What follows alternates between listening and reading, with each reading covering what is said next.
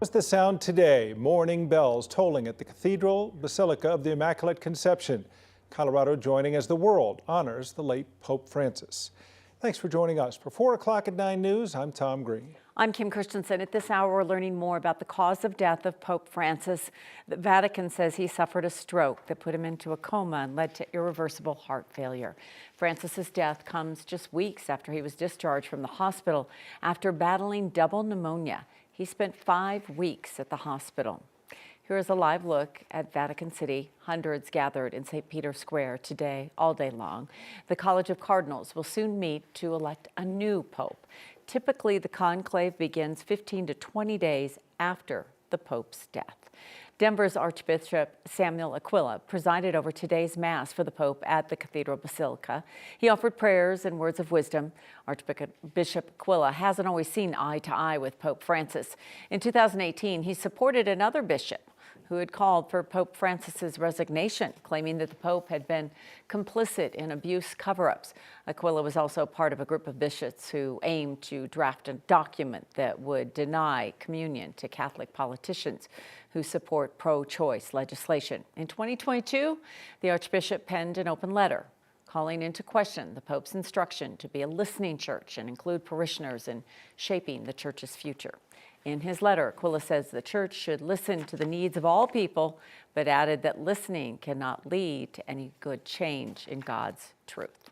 Later this hour, we're going to dive deeper into the loss of this powerful global figure with our mental health expert and also reflect on his legacy with 2 experts.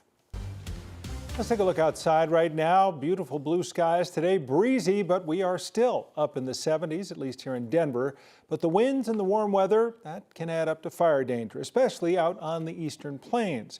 Now, our weather impact team is tracking spring showers that are coming our way for this week, but this time more in the form of rain instead of snow, Kathy. At least that's what I'm hearing. That's what I'm hearing too. And a lot of people are asking, was this the last snow of the season for us? And while hopeful, we do still think there's a possibility that we could see a little more snow by Mother's Day. So don't put out the plants just yet, just not yet. I know it's hard when you've got sunshine and 70s out there, beautiful spring day, above average temperatures, almost 80 in southeastern Colorado.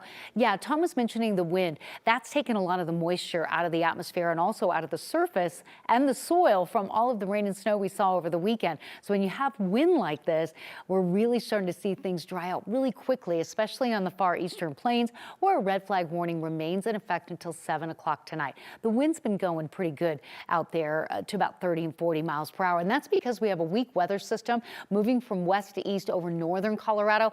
The main low is north of us, but that front enough to generate that wind, downsloping wind, creating a couple of showers in the form of rain and snow for the northern mountains and foothills, but for lower elevations, it's wind, and that's just taking so much of that moisture away that we saw the benefit of over the holiday weekend. So an isolated shower early and then clearing. We get a sunny day tomorrow. Temperatures trending really comfortable. Low 70s now, dropping into the 50s in the next couple of hours. And weather headlines include a nice, warm, dry start to the week, but we're tracking a front and a chance for rain showers later in the week and maybe some thunder, a very spring-like forecast coming up. Today saw another major Monday sell-off on Wall Street. President Trump continues to attack the Fed Chair Jerome Powell, and global trade questions still remain.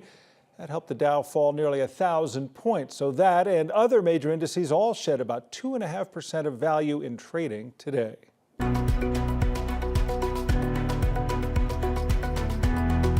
It was earlier this month that Greeley firefighters rescued a man who'd been trapped between 2 walls for nearly a full day. Yeah, pretty incredible. The rescue was something crews hadn't quite experienced before as well.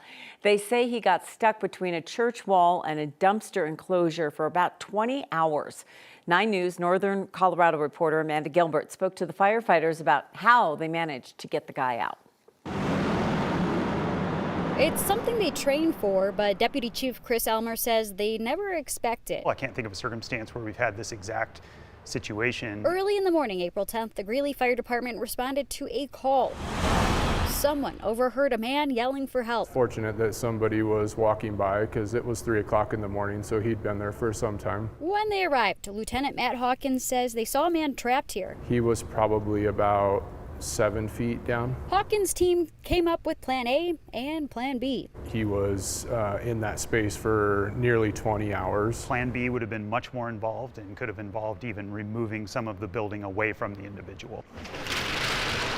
Hawkins says they used rope and around a dozen people to get the man to safety. So these are the 2 loops that we would loop around and put up by his chest.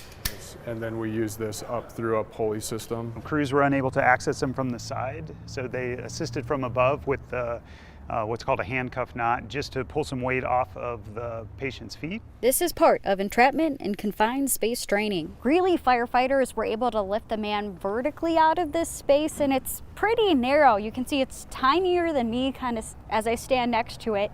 We do know that man was taken to a local hospital for injuries. In Greeley, Amanda Gilbert, 9 News. So as how the man got there, Greeley Fire says they still don't know. Firefighters said when they arrived, the man was slouched over. So instead of asking him how he got there, they just quickly got to work. Developing this afternoon, passengers had to be evacuated from a Delta flight because of an engine fire. This happened in Orlando. One witness captured the moment flames shot out of one of the plane's engines. Shortly after, passengers could be seen sliding to safety onto the tarmac. The FAA says that fire started as the plane was pushing back from the gate. No one was hurt. Denver's airport is ranked in the top 10 busiest around the world, as if we needed to know this. Last year, DIA saw more than 82 million passengers, making it the 6th busiest airport in the world. Atlanta tops the list with more than 108 million passengers. Dubai, Dallas, Fort Worth, London, and Tokyo round out the top 5. According to the data, DIA saw a 5.8% increase in flyers from 2023. In 2021 and 2022, Denver ranked 3rd busiest in the world. That's the highest position ever. So we're slipping a little.